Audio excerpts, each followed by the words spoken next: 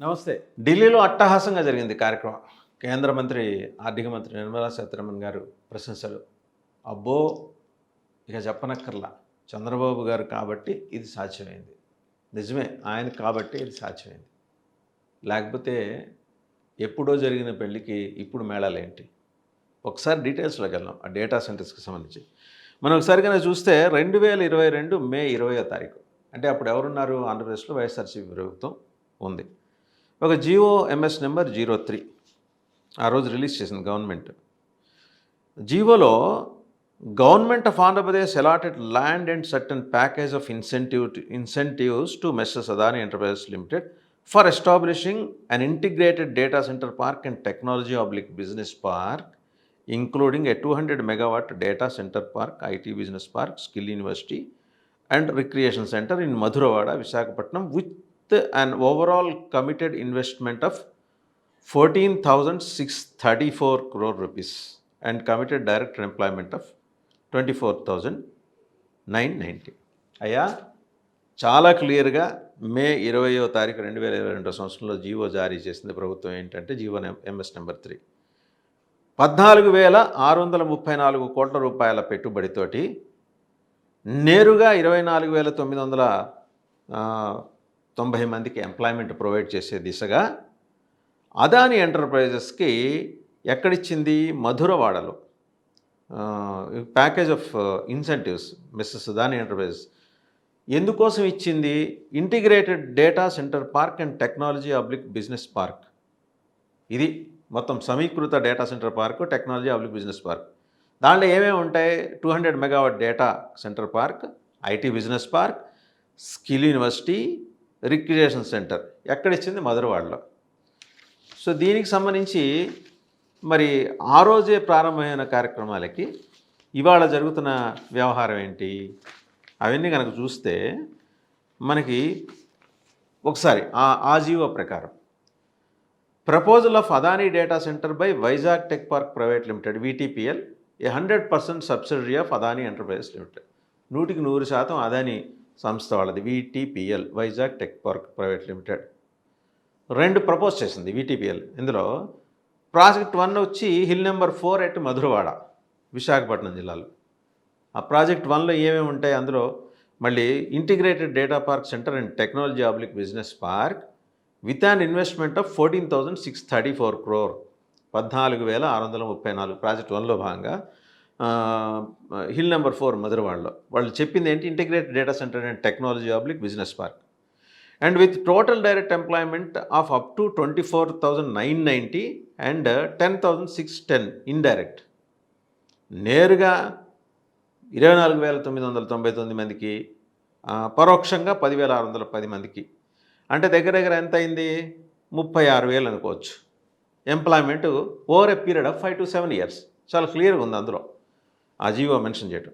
The project includes a 200 megawatt data centre and integrated business park. ఇందులో ఈ ప్రాజెక్టులు ఇంకేమేమి వస్తాయి? 200 megawatt data centre and integrated business park, skill university and recreation centre in an extent of 130 acres at Madhurawada. 130 ఎకరాలు మధురవాడలో. అందులో 130 ఎకరాల విస్తీర్ణంలో ఈ ప్రాజెక్టులో భాగంగా, ప్రాజెక్ట్ 1లో భాగంగా 200 megawatt data centre and integrated business park, skill university and recreation centre 3 వస్తున్నాయి. సరే, the proposed investment and employment after fully completion of the project to be. మళ్ళీ దానికి సంబంధించి ఇదంతా కూడా బ్రేకప్ ఇచ్చారు. కంప్లీట్ అయిన తర్వాత 5-6 ఏళ్లలో కంప్లీట్ అయిన తర్వాత ఏంటని. ప్రాజెక్ట్ సబ్ ప్రాజెక్ట్స్లో 200 మెగావాట్ల డేటా సెంటర్ పార్క్ ఇన్వెస్ట్మెంట్ వచ్చేప్పటికి 10,288 కోట్ల రూపాయలు. డైరెక్ట్గా 240 మందికి, ఇండైరెక్ట్గా 2,800 మందికి ఎంప్లాయ్మెంట్. టోటల్గా 4,040 మందికి ఇస్తారు. IT business park and walk to work, దాంట్లో ఇన్వెస్ట్మెంట్ 2,363 కోట్ల రూపాయలు. డైరెక్ట్ ఎంప్లాయ్మెంట్ 1,200, ఇండైరెక్ట్ ఎంప్లాయ్మెంట్ 13,950, మొత్తంగా 15,110 మందికి. స్కిల్ యూనివర్సిటీలో పెట్టుబడి 812 కోట్ల రూపాయలు.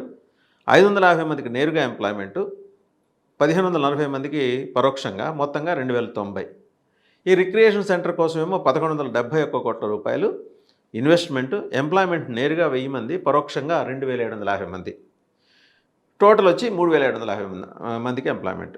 సరే ఈ మొత్తంగా ఈ ప్రాజెక్ట్ 1 ఎట్ హిల్ నెంబర్ 4లో టోటల్ ఇన్వెస్ట్మెంట్ 14,634 కోట్ల రూపాయలు అయితే ఎంప్లాయ్మెంట్ వచ్చేప్పటికి డైరెక్ట్గా 3,990, ఇండైరెక్ట్గా 21,040, మొత్తంగా 24,990 మందికి ప్రాజెక్ట్ 1లో భాగంగా.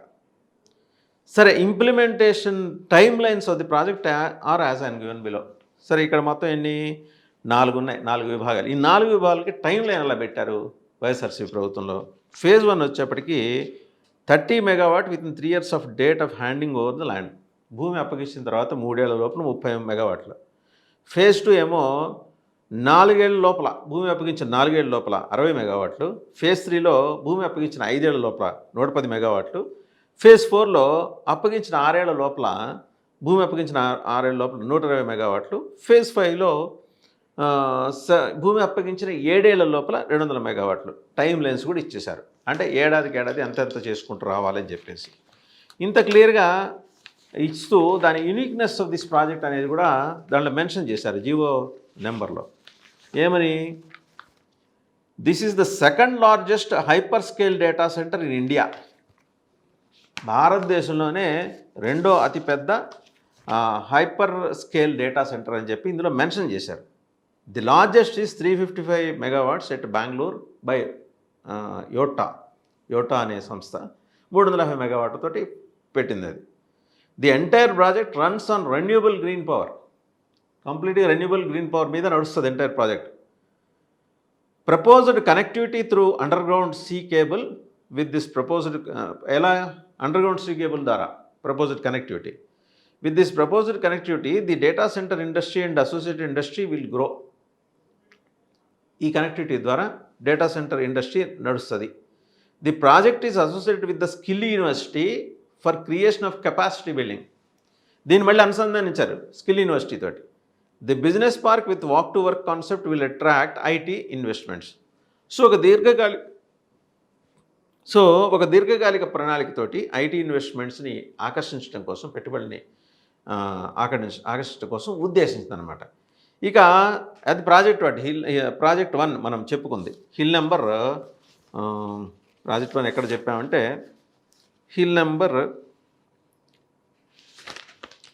ప్రాజెక్ట్ 1 వచ్చేప్పటికి హిల్ నెంబర్ 4లో.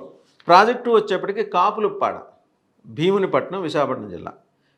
ఈ ప్రాజెక్టులో ఏంటి? Integrated data centre and technology business park with an investment of 7,210 crore and direct employment of up to 14,825 people over a period of 7 years.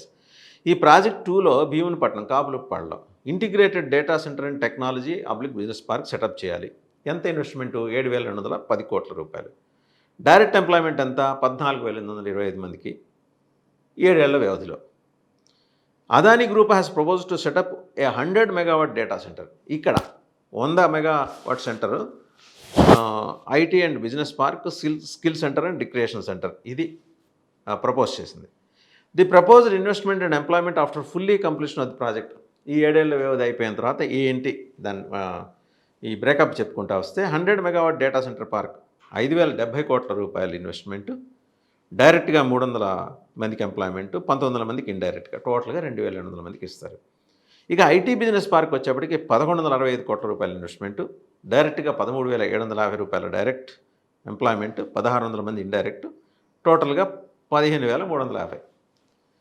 Skill centre వచ్చేప్పటికి 400 కోట్ల రూపాయల ఇన్వెస్ట్మెంటు, డైరెక్ట్గా 275 మందికి ఎంప్లాయ్మెంట్, 750 మందికి ఇండైరెక్ట్, టోటల్గా 10,125 మందికి ఎంప్లాయ్మెంట్. రిక్రియేషన్ సెంటర్లో పెట్టుబడి 575 కోట్ల రూపాయలు అయితే ఓవరాల్గా 500 మందికి ఎంప్లాయ్మెంట్ డైరెక్ట్గా, ఇండైరెక్ట్గా 1,375, టోటల్గా 1,875 మంది.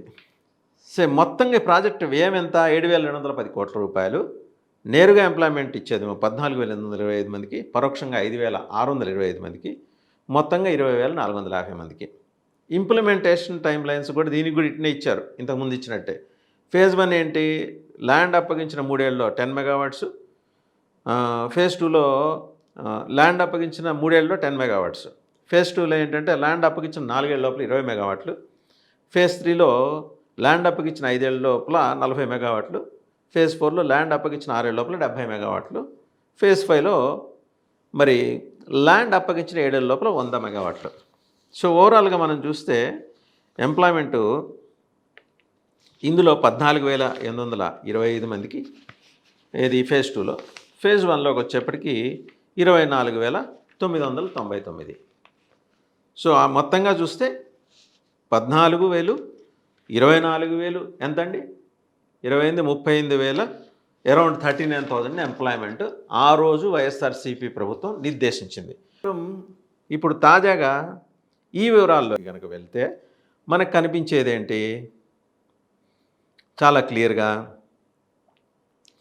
ఎస్ఐపిబి ఏం ఆమోదించింది? State investment promotion board. ఇప్పుడు ఒక కంపెనీ పేరు తీసుకొచ్చారుగా, గూగుల్ పేరుతోటి, రైడెన్ ఇన్ఫోటెక్ ఇండియా లిమిటెడ్. వీళ్ళు పెట్టుబడి 87,520 కోట్ల రూపాయలు, ఉపాధి 200 మంది, ప్రదేశం విశాఖపట్నం.